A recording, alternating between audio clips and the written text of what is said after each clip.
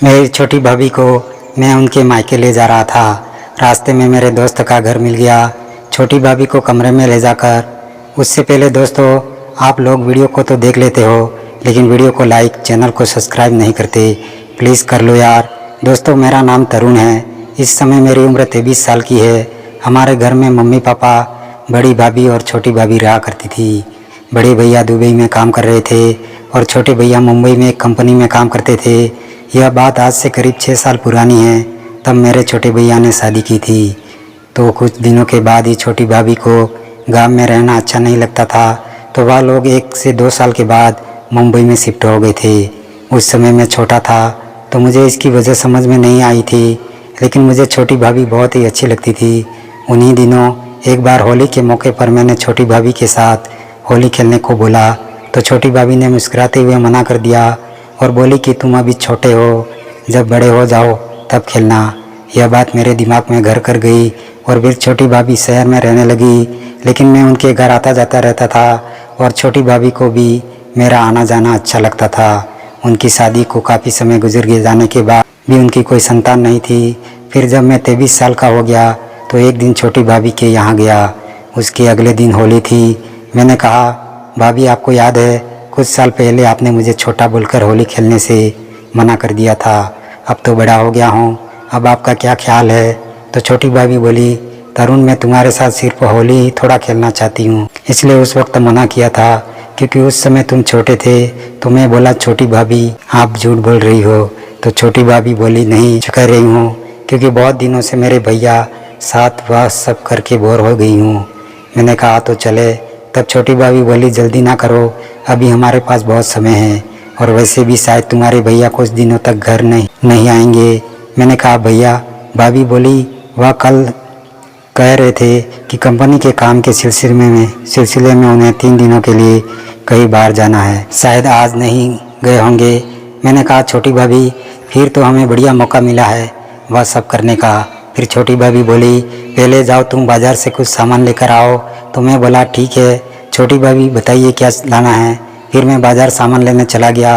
अब मैं रास्ते भर बस यही सोच रहा था कि आज तो छोटी भाभी के साथ अच्छे से मेहनत करूँगा। भाई लोग, अपने मम्मी पापा के साथ एक गांव में रहता था और मेरे छोटे भैया और छोटी भाभी भी वही रहते थे, लेकिन छोटी भाभी को गांव में अच्छा नहीं लगता था, जिसके लिए भैया यहाँ मुंबई में आकर बस गए। मगर कभी कभार भैया और छोटी भाभी गांव में घूमने के बहाने आया जाया करते थे। एक बार जब भाभी गांव में आई तो मैंने भैया और छोटी भाभी को मेहनत करते देख लिया और उसी समय मुझे देखते हुए छोटी भाभी की नज़र मुझ पर पड़ गई थी। मैं डर के मारे वहाँ से भाग गया। मैंने सोचा कि छोटी भाभी भैया से मेरी शिकायत कर देगी तो वह मुझे नहीं छोड़ेंगे। मैं काफ़ी डरा हुआ था, इसलिए चुपचाप अपने कमरे में जाकर सो गया। थोड़ी देर बाद छोटी भाभी मेरे कमरे में आई और वह मेरा नाम लेकर बोली, तरुण। मैंने सोचा छोटी भाभी मेरे कमरे में आ गई, अब तो मैं गया। मैंने कपड़े से अपना चेहरा छुपा रखा था। छोटी भाभी मेरा कपड़ा खींचकर हटा दी। मैं उठकर बैठ गया। मैंने कहा, छोटी भाभी माफ़ करना, वह मैं गलती से वह सब देख लिया। तब छोटी भाभी बोली, अरे तुम इतना डर क्यों रहे हो, मैं तुम्हें कुछ नहीं कह रही हूँ। छोटी भाभी की बात सुनकर मेरी जान में जान आई।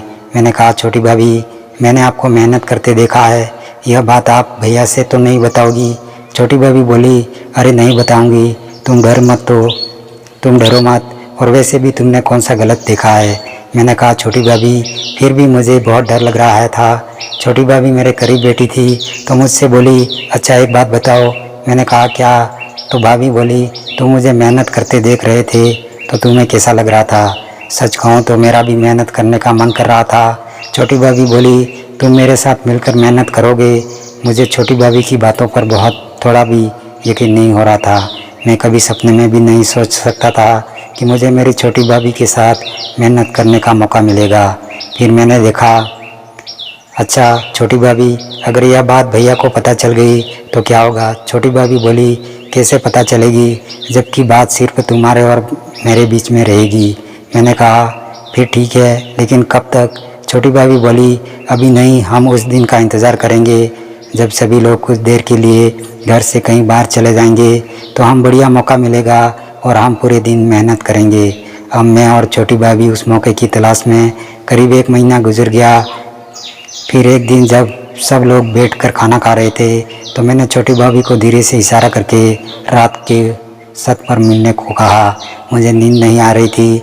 मैं छत के ऊपर छोटी भाभी का इंतज़ार कर रहा था। थोड़ी देर बाद छोटी भाभी आई।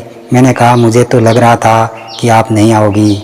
छोटी भाभी बोली वह अभी जाग रहे थे ना, इसलिए उन्हें सोने का इंतज़ार कर रही थी। मैंने कहा अच्छा, आपको यहाँ आते किसी ने देखा तो नहीं? वह बोली नहीं, सब लोग सो रहे थे। फिर मैं और छोटी भाभी बैठकर थोड़ी देर बात करने लगे। तब छोटी भाभी बोली अच्छा एक बात बताओ, तुमने कभी मेहनत किया है? मैंने कहा सच कह रहा हूँ छोटी भाभी, कभी भी नहीं किया। तब छोटी भाभी बोली चलो अच्छी बात है। फिर छोटी भाभी ने मेरा हाथ अपने हाथों में पकड़ लिया और बातें करने लगी। मैंने कहा छोटी भाभी मुझे थोड़ा डर लग रहा है। छोटी भाभी बोली क्यों? मैंने कहा कहीं हमें कोई देख ना ले। छोटी भाभी किस बात का डर? तो मुझे भी लग रहा है। तभी नीचे से दरवाज़ा खुलने की आवाज़ आई। छोटी भाभी तुरंत डर के मारे नीचे भाग गई।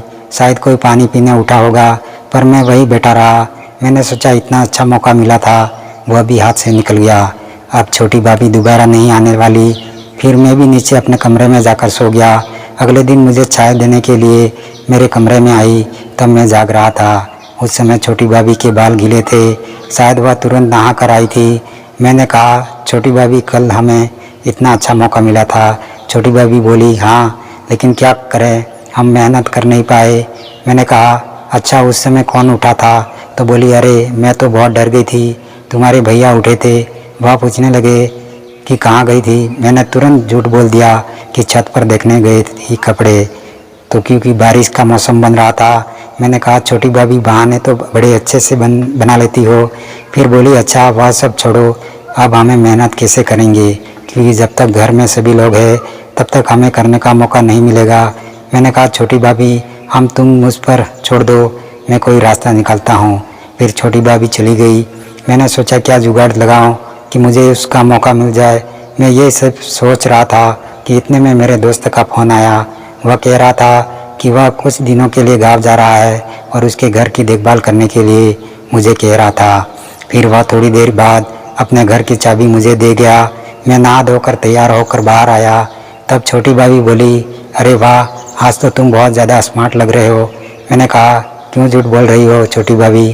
तो वह बोली नहीं यार, सच में बहुत अच्छे लग रहे हो। मैंने कहा अभी मैं थोड़ी देर बाद आता हूँ, एक काम से मार्केट जा रहा हूँ। भाभी बोली अच्छा सुनो, मेरे लिए कुछ लेते आना। मैंने कहा क्या ले आऊँ बताओ? तब छोटी भाभी बोली आज मेरे अपने मन में कुछ लेकर आना, अपने मन से कुछ लेकर आना। देखती हूँ तुम्हें मेरी पसंद मालूम है कि नहीं। मैंने कहा चलो ठीक है। मैं शाम को जब वापस आया तो बोली लाओ क्या लाए हो मेरे लिए? मैंने कहा हाथ आगे लाओ। छोटी भाभी के हाथ में एक बड़ी सी बैगन रखती। बोली ये क्या करूँगी?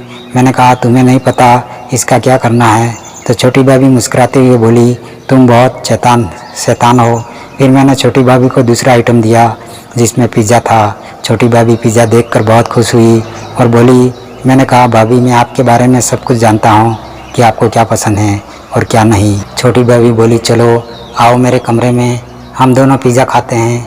मैंने कहा नहीं तुम खाओ, मैं बाद में खा लूँगा। वह बोली नहीं चलो, अभी तुम्हारे भैया बाहर गए हैं।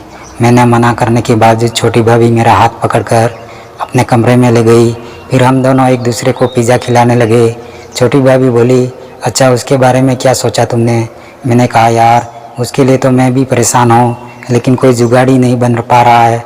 तभी मुझे याद आया कि मेरे दोस्त का घर खाली है और वह अपने घर की चाबी देकर गया है। मैंने कहा छोटी भाभी एक रास्ता है जिससे हम दोनों मिलकर वह सब कर सकते हैं। तो छोटी भाभी बोली कैसा रास्ता? छोटी भाभी मेरा एक दोस्त है और वह इस समय अपने गाँव गया है, उसका घर इस समय खाली है, तो हम कोई बहाना करके उसके घर चलते हैं। छोटी भाभी बोली लेकिन हम क्या बहाना करेंगे? मैंने कहा कल तुम भैया से झूठ बोल देना कि तुम मेरे साथ अपने मायके घूमने जा रही हो। छोटी भाभी बोली ठीक है।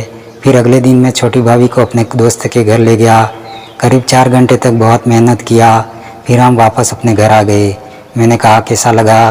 तो छोटी भाभी बोली सच में मुझे आज तक इतना आनंद कभी नहीं आया। तो मैं बोला हाँ, इसलिए तो कहते हैं कि हर तरह की आइसक्रीम को टेस्ट करना चाहिए, पता नहीं कौन सी पसंद आ जाए। तो दोस्तों आपको कहानी कैसी लगी? अगर वीडियो अच्छी लगी हो तो एक लाइक करके चैनल को सब्सक्राइब ज़रूर कर देना तथा बेल आइकन पर क्लिक करना बिल्कुल ना भूलें, जिससे आगे आने वाली वीडियो आपको सबसे पहले मिलेगी। धन्यवाद।